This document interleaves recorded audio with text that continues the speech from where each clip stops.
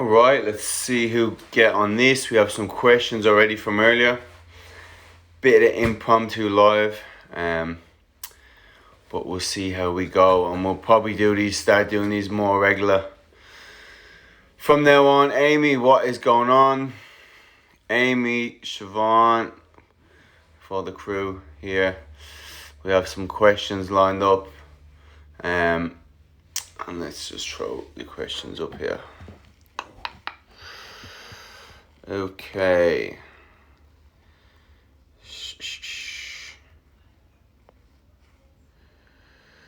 Okay. Now, is there any food you would advise to just avoid altogether? Unless you are allergic, I don't think so. And even then, well, not even then, but when you look at, everyone's going to have different foods that they may be more prone to binging out on. For example, if it's me, Tim Tams, this is Australian chocolate, and Lindt chocolate, like I'll find it hard to stop on that. So they're foods I may avoid, but if you look at it, they're really specific brands and really specific textures. So it's not a case that I'm gonna avoid all chocolate. I'm gonna eat a lot of chocolate, but there may be stuff, if I'm trying to save my calories, I mightn't go for those foods. Again, you may look at like gluten and stuff. Some people may be intolerant to, but if you're tracking your food, try to be aware of how the food makes you feel. Dairy, gluten, corn, soy. It's not that you have to cut these out, but if you have more digestion issues and you're causing distress, you can look at that as well. And then when you look at digestion, like obviously health concerns or health matters, you may need to avoid stuff. So like Hashimoto's, IBS, there may be stuff. But from a general point of view, no, you don't. Okay, and then if you're watching and you have any questions, feel free to throw it in. There's some here. Okay. If you can't get out regularly, am I better doing alternate cardio and weight sessions at home? So you always want to prioritize the weight training. That's your weight training is the thing that keeps that muscle tone on. So weight training is the number one. From there, you will look at what activity you can do, and if you've maxed out your activity, so your general activity, walking around the house, your non-exercise activity, thermogenesis, it's the fancy word for saying all the stuff you do outside the gym. If you can't do that, you may need to adjust your nutrition if you're trying to lose weight. But if you can train every day, then yes, you may do a weight training day and then a cardio day in between. Weights, cardio, if that's what you mean. But yeah, just make sure to prioritize those weight training days. 3 days especially is your minimum threshold. Okay. How did you get into fitness nutrition to begin with? I've always played sports. I've always actually been kind of into nutrition and performance myself. Playing sports, I probably wouldn't be the most technical of sports people. But so I would always focus on trying to use my advantage to be my fitness and then what nutrition and get the edge that way. So that just led, and ironically, I used to love Men's Health. Still good, a magazine, but there's a lot of contradiction evidence in there.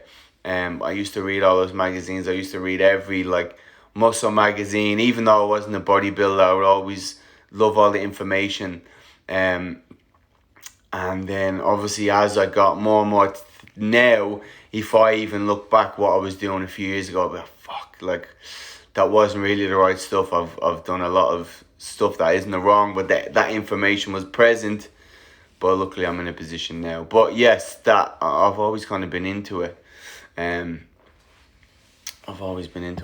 pretty fortunate to be able to carve a career from it. Now, I do remember actually we used to, I think Antos is on the line here. and Shane Dunn here, we used to go up to Total Fitness and we were 16, and I think the only thing we used to do was just bicep curls for an hour, and I think we used to nearly kill ourselves under the bench press. So we were training, we're always into health. Keen Walsh, I think he got caught under a Smith machine one day on his neck. And probably the older guys in the gym were like, who the fuck are these annoying kids? But that's how you start, isn't it, Donna? And even when Shane Dunn here laugh, I think when we used to take protein and creatine, and our mas would think it's steroids.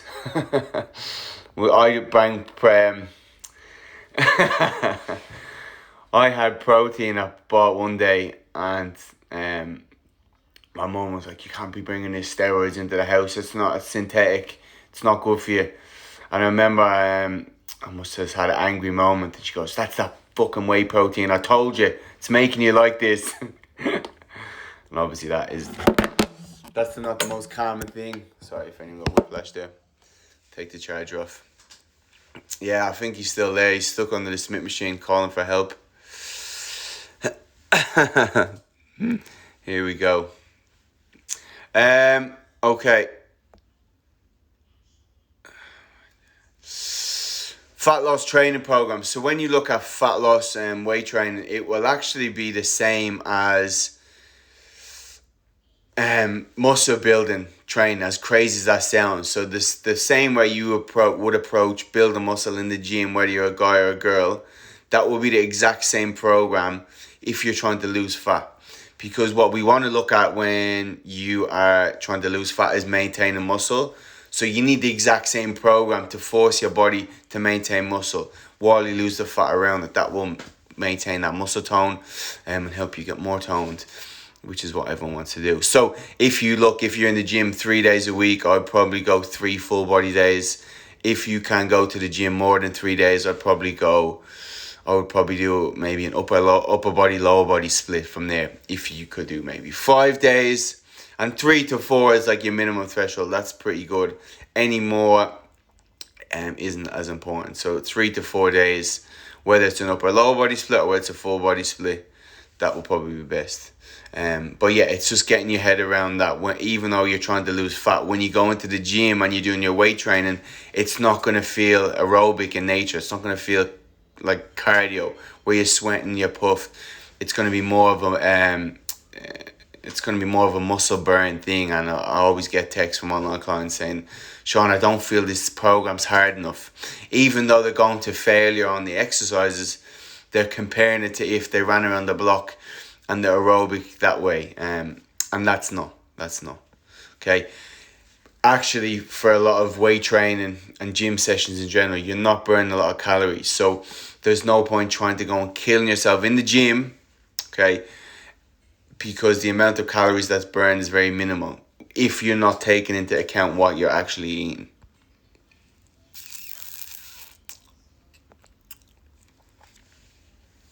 Do you do your own drug? No, I wish. There was one I've done.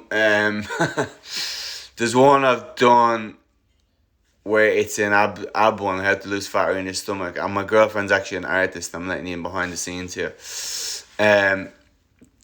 She's an artist, so she actually drew the stencil before I do it. And then the graphic ones, it's just a program. It's actually very good. But hopefully the content makes up for that. Okay. Doesn't matter about fats or carbs. In terms of fat loss, now obviously once you get your calories in check, that's going to be the main thing. Will determine whether you lose weight or gain weight or don't, or maintain it.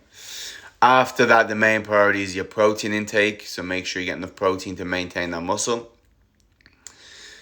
Fats and carbs, like again, people may be a bit more afraid of carbs, going high carb, because they associate when they eat more carbs, maybe they're heavier on the scale, which is what's supposed to happen, but they don't differentiate. That is just, when you eat every gram of carb, it's stored with 3 grams of water. So you're going to be heavier on the scale. So it doesn't mean it's fat. And then when people go drop all the carbs out of the diet, they'll lose a few kilos within that first week, simply because they're not storing that carbohydrates with water in your muscles. But again, it's not fat. So not really. What I would always do is just to make sure to see if someone actually feels better on fats, higher fats, lower carbs, higher fats, or a mix of both. So in terms of fat loss, once you have your calories, once you have your protein in check, it doesn't matter, high carb, low carb, they'll elicit the same fat loss results. Fats and carbs is more about what you feel better on. It will actually, in saying that, for the really outliers that are athletes, they may need to worry more about their carb intake because they need to make sure they're refueling every time. But otherwise, it's just personal preference. Some people prefer a little bit more peanut butter. Some people prefer more pasta. You just have to see what works for you. My friend's eating more calories than me and getting leaner. How can I do that? Yeah, this is a common one as well. Like some people, you could have two people and the difference between what they're losing calories on could be a lot. Obviously, depending on your activity as well. Your activity is going to be probably the main determinant of that. So again, like we talked about, your NEAT, your non-exercise activity thermogenesis, basically all the stuff you do outside your gym sessions. So if you are getting 10, 15,000 steps naturally, or you're trying to do that, if you compare the calorie burn from that to someone doing 5,000, that could be, I don't know, I'm just throwing numbers here, that could be 500 calories, 6, 7, 800 calorie difference, even though two people are the same weight. Which is why with weight loss, you'll probably always try to increase your activity as much as possible because it means you can eat more. Then you will also look at just your metabolism. Two people may start off on the same calorie deficit. One person may just keep dropping, but one person may drop and then their body adapts. So they have to drop again and then the body adapts. So some people's metabolism or genetics, it's more adaptive to what they're doing, which is brilliant in times of starvation, not so brilliant when you're trying to lose fat. And maybe you can say that women's bodies in general are also more adaptive than men's. Again, theorized they kind of have to be because they're the gender that continues on the race. So if there's times of food where it's not around as much, their metabolism need to be able to adjust and start to burn less calories and move less, etc., etc. So probably the two biggest will be your activity, which you are in control of, and genetics, which is you're not really in control of. Blame your parents for that. But I always say just focus on your own. Like don't focus, this Mrs. Jones here can eat 2,000 calories and lose weight. I can eat 1,200. If you bring your activity to the most you can get, then there's maybe genetic factors, but just focus on yourself and adjust from there.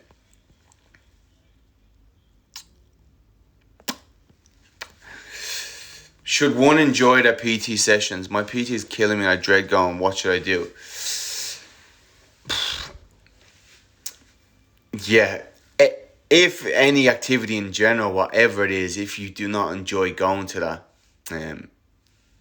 it's probably not a good thing. Now, there is two arguments you could say. They are, for most Gen Pop people, I would say the PT shouldn't be killing them. Because they don't have the recovery capabilities to, Siobhan's laughing. They don't have the recovery capabilities to recover after the session. And so obviously, if again, speaking in general terms, then we can get more specific. But if you are going to work after your PT session and your PT absolutely annihilates you, well, they're stupid because they're not thinking, how can you recover the rest of the day? So if they put your body in a massive state of stress, and either they're ignorant to it or they know that, okay, the rest of the day you are going to be in meetings, you're going to be stressed, you're not sleeping well, you're not eating as good, you're going to feel shit because you're never recovering properly from that session. Your cortisol is always very high, your stress is always very high. As well as that is if I used to do it as well, so I'm not sitting on my high horse. When I used to think you need to train people very, very hard, and I would kill my clients on leg sessions. only now I realised that. Like I said, non-exercise activity thermogenesis, when you're moving around, that's going to burn way more than your gym sessions. Sometimes 2 to 3 times your gym sessions. So if you're killing someone's legs and they can't move and the goal is weight loss, well then you're actually doing them a disservice because now they can burn less calories. But I would say you should always enjoy your PT sessions. And the PT needs to meet the client where they're currently at. So if they're currently here, you're just trying to challenge that client a little bit more until they progressive and get stronger and meet that. Okay, and a little bit more and a little bit more. That should always be. So it's up to the trainer to see where the client's at and then progress them from there. Now, if it's a case that like you're pushing to your mental and physical limits, there's not a chance because it's pretty dumb unless you're going to the Olympics. But if you're and in the Olympics case, there's a goal with that. But also they have the recovery capabilities. They're going to get smashed in that session. But guess what? They're going to fucking get a massage after, and they're going to get a cryotherapy, and they're going to get cold water, and they're going to feel good because their body can equate to the stress.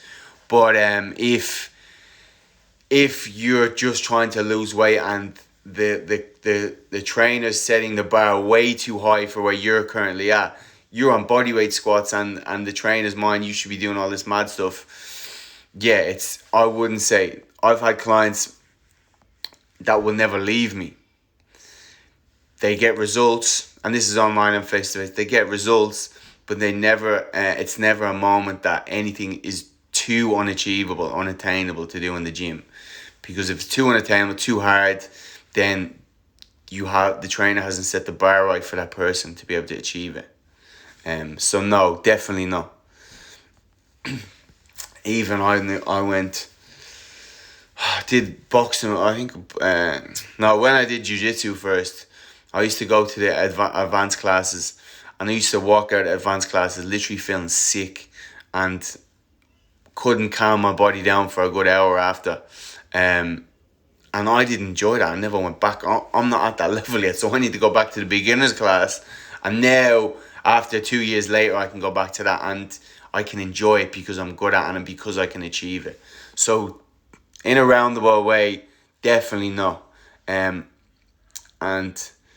if you want to inquire about my services, just DM me the word coaching, because I'm going to talk about my new release, my 12-week program. Because you shouldn't have a negative association with exercise, because that's just as bad with a bad relationship with food. It's not going to do any justice. I had a PT like that before, so I went to another one, told them from day one. Yeah, exactly. I lost weight but I regained all since lockdown. So no, you don't need her. The training bit is very minimal in the whole bit of the equation. You may need someone to keep you accountable, but you don't need someone to kill you into the ground. There's definitely not. You always want to think, okay, I can lose weight and literally dread every PT session, or I can lose weight and look forward to training, because if training is an outlet that you are not feeling good of, you're not going to do it every day. In regards to motivation, you have to feel the autonomy, the freedom to be able to do it, and part of that is enjoyment. So no, I shouldn't be like that. I'm sorry that it's like that. The fitness industry is the kind of thing that it's good for me in certain ways, that although it's saturated, it's not competitive with good people. And I know I have a good circle of good trainers that kill it simply because they're in demand. Yes, Martina. But the other equation is that there's so many people out there getting disservice, which I hate. Used to work in commercial gyms and I used to see it. We would all be working in the same gym. Some of us are up here and some people are down here, and we feel bad for their clients because they're just getting shit services.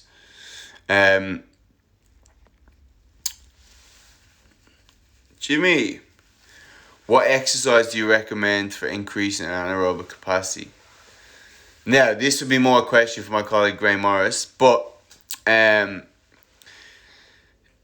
if you're talking about, basically talking about being able to sprint, recover, sprint, so like repeated efforts. You always want to start any anaerobic. You always want to start to make sure you have a good aerobic base, because that's going to be the thing that will dictate how quick you can recover in between the anaerobic sprints. And from Graham telling me, your aerobic system is well more trainable than your anaerobic system, which is your sprint. Anaerobic without oxygen, do a sprint, you recover, you're ready to go again. Whereas aerobic, it's like I think he said it's 75% trainable, 25% genetic. Where anaerobic is like 20% genetic or something like that, and 20% trainable, 80% genetic. So make sure you have a good aerobic base first. And then you can go into, again, this will be made longer distance stuff where your heart rate's between 130 150, and you maintain that for a long period of time. And then you can go more into aerobic intervals. Gmo, Graham's actually jumped on. I was talking about you. Go live there, Graham, and you can explain the question.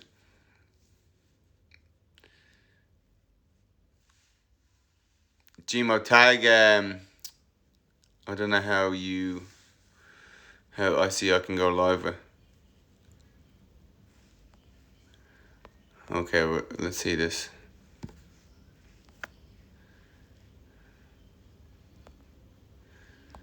Oh, if Gmo requests to join, then I will answer that properly.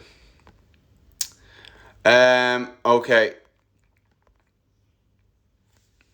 Top tips for sleeping better. My sleep is so bad. Sleep always starts in the morning, ironically. So again, I've fallen this into the past as well, the mistake that you're not sleeping well, and you go, okay, I need to bang magnesium, I need to do all this stuff at night.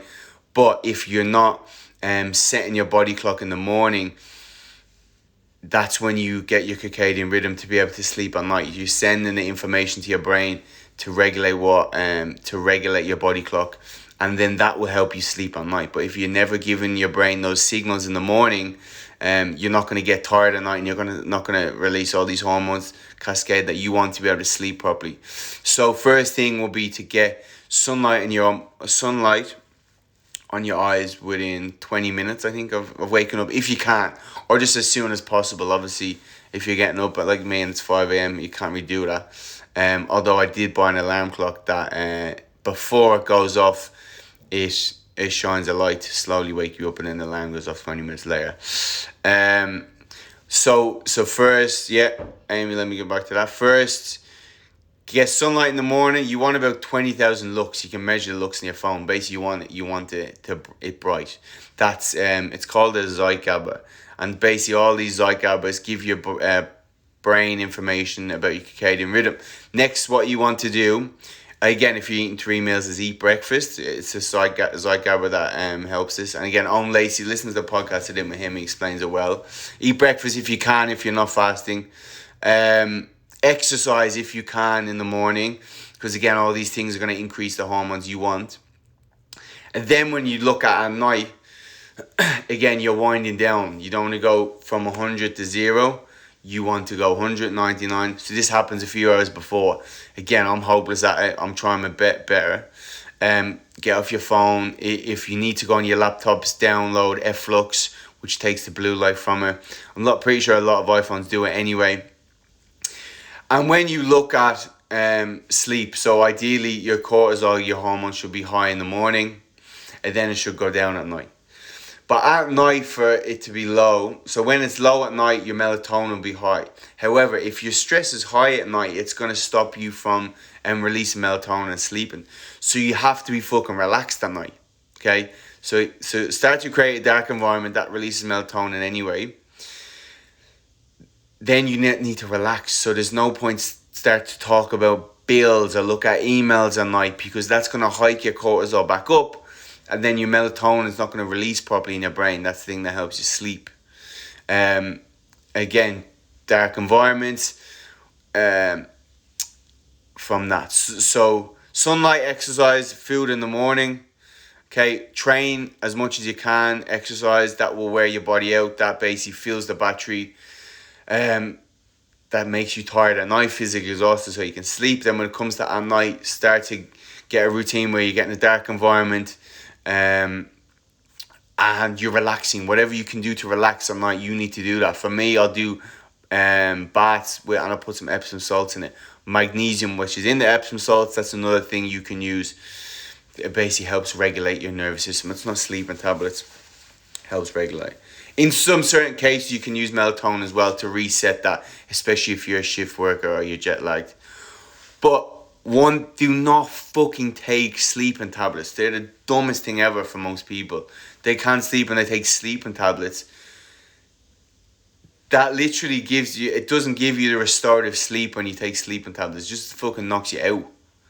So don't do that. Listen to those tips, and listen to the episode I did my own Lacey as well, podcast episode.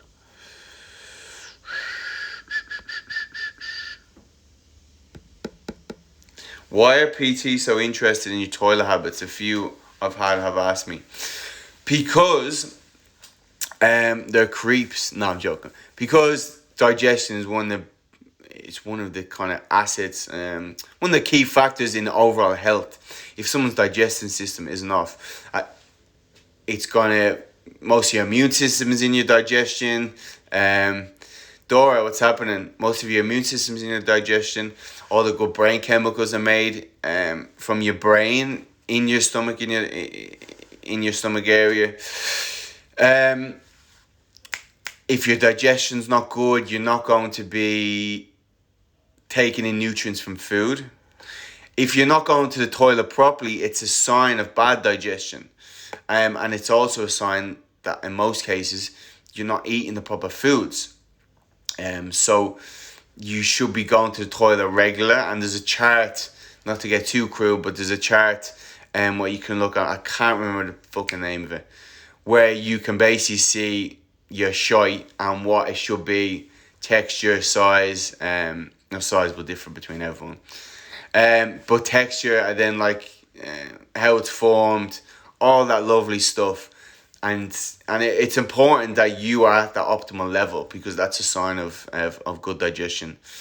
And again, it's a sign that your body's detoxing properly, because if you're not going to the toilet properly, you're not going to be detoxing properly, build up. So again, we're looking at fat loss, but you want overall health as well, and digestion, how your toilet habits are going to be a massive clue to how your digestion is, and a sign of your overall health, and nutrient absorption, and all those other big words.